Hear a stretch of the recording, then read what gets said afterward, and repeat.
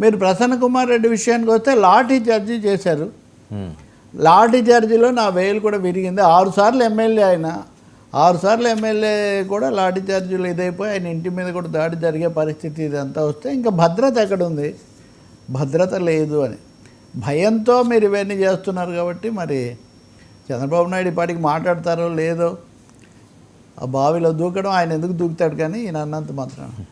కానీ ఆ పద్ధతిలో మటుకు ఆ స్థాయిలో మాట్లాడి నన్ను చూసి భయపడుతున్నారు అన్నది జగన్ థీమ్ అంతే. ఇంకా కార్యకర్తలు కూడా దూకుడుగానే ఉన్నట్టు మనకు కనిపిస్తుంది కదా, చాలా చోట్ల నిరసనలు ఇవన్నీ కూడా జరుగుతున్నాయి.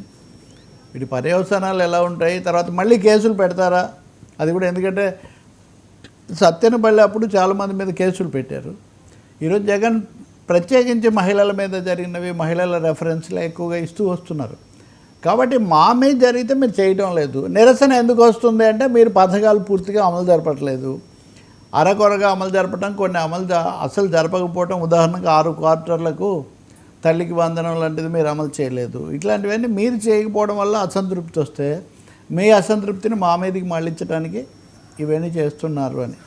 ఇంకా ఏమేమి మాట్లాడతారో అయిపోయిన తర్వాత వివిధ సందర్భాల్లో మనం చూడాలి. కానీ